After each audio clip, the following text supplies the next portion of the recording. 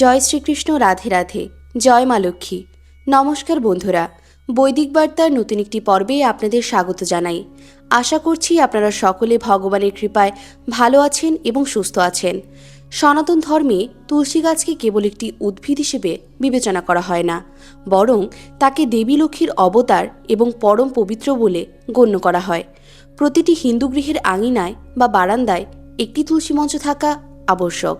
বিশ্বাস করা হয় যে নিয়মিত তুলসী গাছের পরিচর্যা করলে এবং ভক্তিভরে জল অর্পণ করলে সংসারে সুখ, শান্তি ও সমৃদ্ধি বিরাজ করে।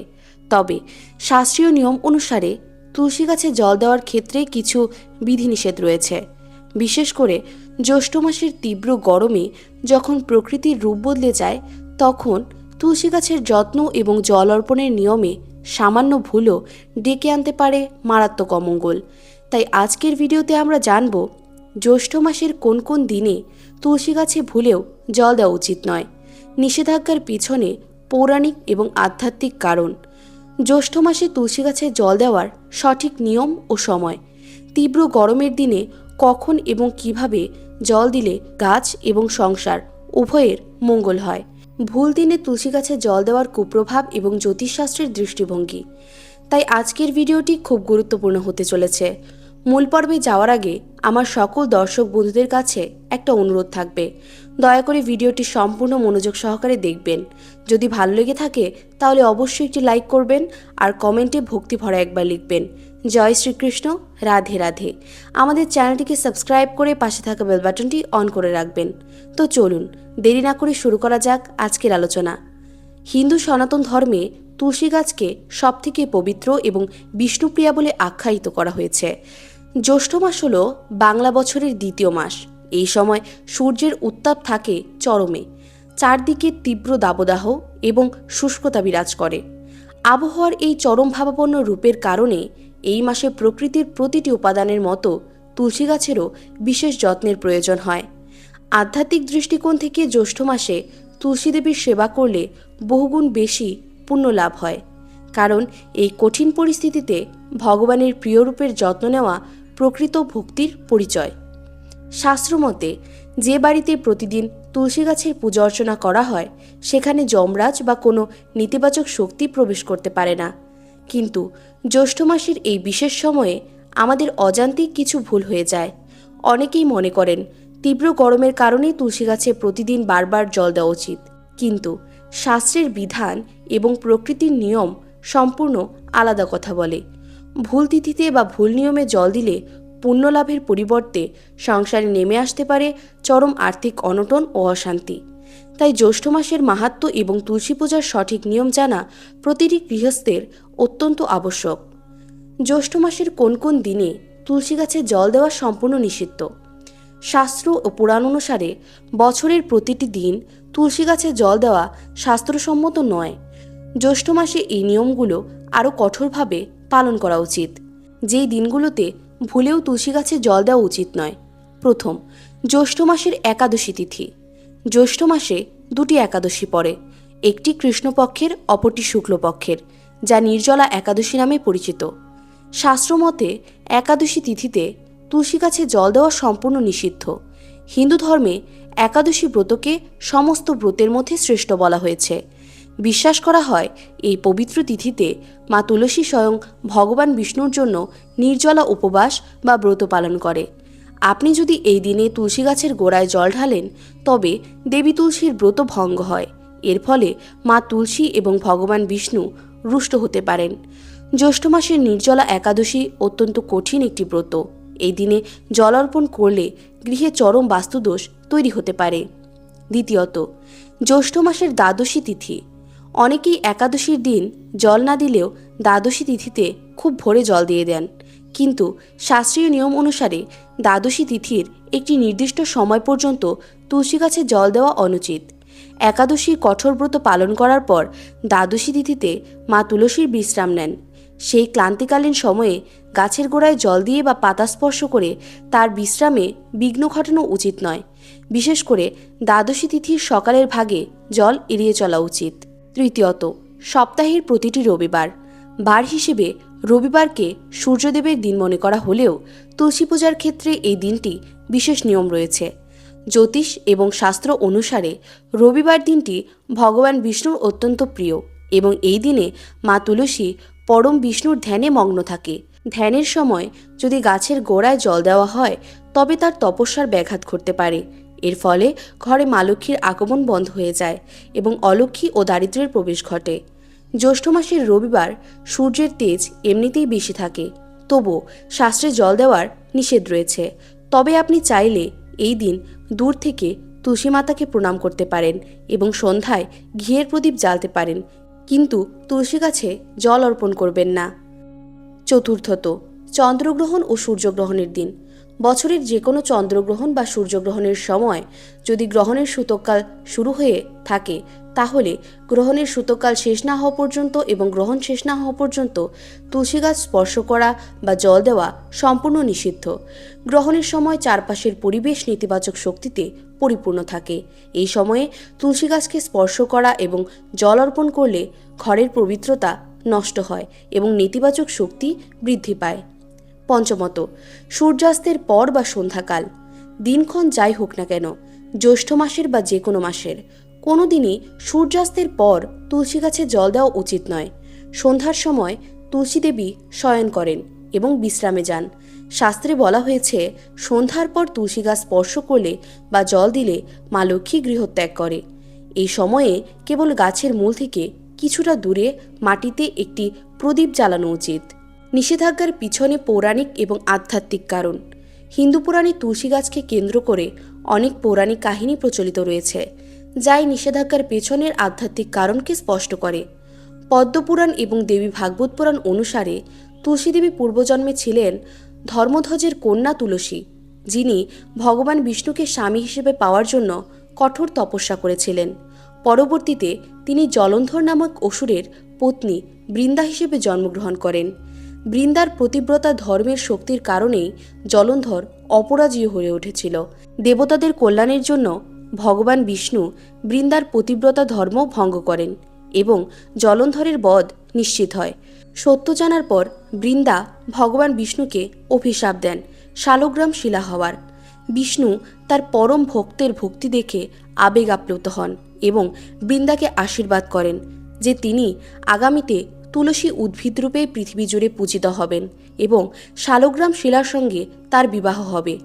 তুলসী ছাড়া বিষ্ণুর কোনো পূজাই সম্পূর্ণ হয় না।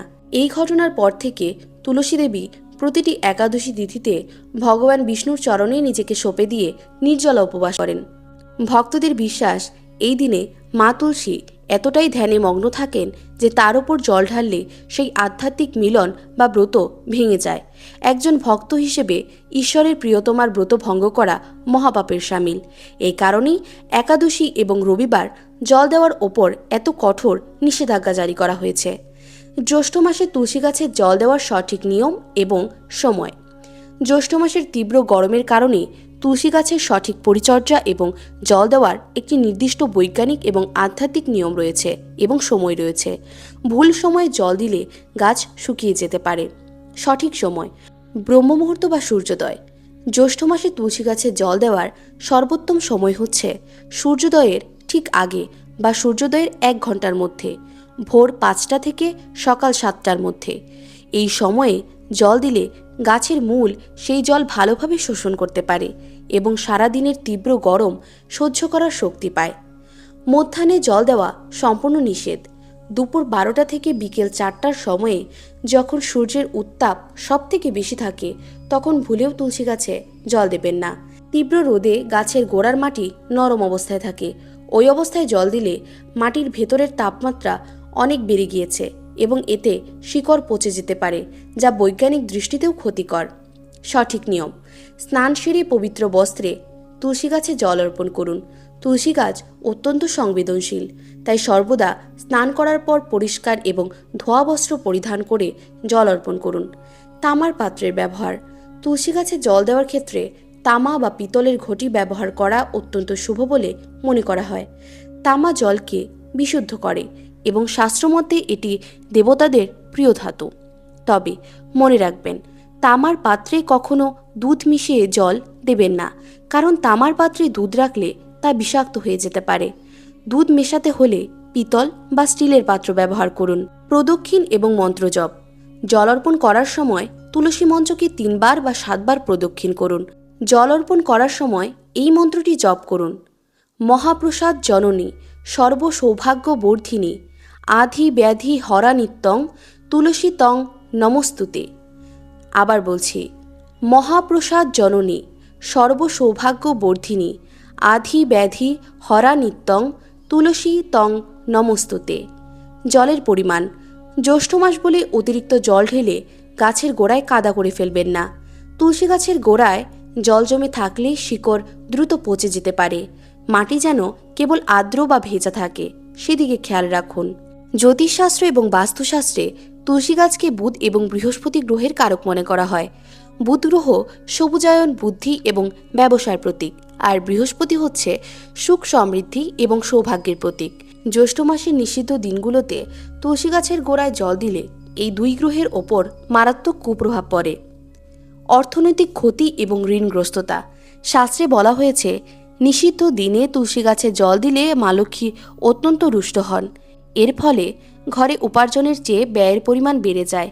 ব্যবসায়ের ক্ষেত্রে বড় লোকসান হতে পারে। ধীরে ধীরে পরিবার ঋণের জালে জড়িয়ে পড়তে পারে। বাস্তুদোষের সৃষ্টি হয়। জ্যৈষ্ঠ মাসে তুলসী গাছের বিশেষ যত্ন এবং রক্ষণাবেক্ষণ। জ্যৈষ্ঠ মাস প্রচণ্ড তাপদাহের মাস। এই মাসে তুলসী গাছকে বাঁচিয়ে রাখাই বড় চ্যালেঞ্জ। শাস্ত্রে বলা হয়েছে, যেমন কিছু নিষেধাজ্ঞা, ঠিক তেমনই তা বাঁচানোর জন্য ব্যবহারিক এবং শাস্ত্রসম্মত উপায়ের কথাও রয়েছে। সুতির কাপড়ের ছাউনি বা শেড।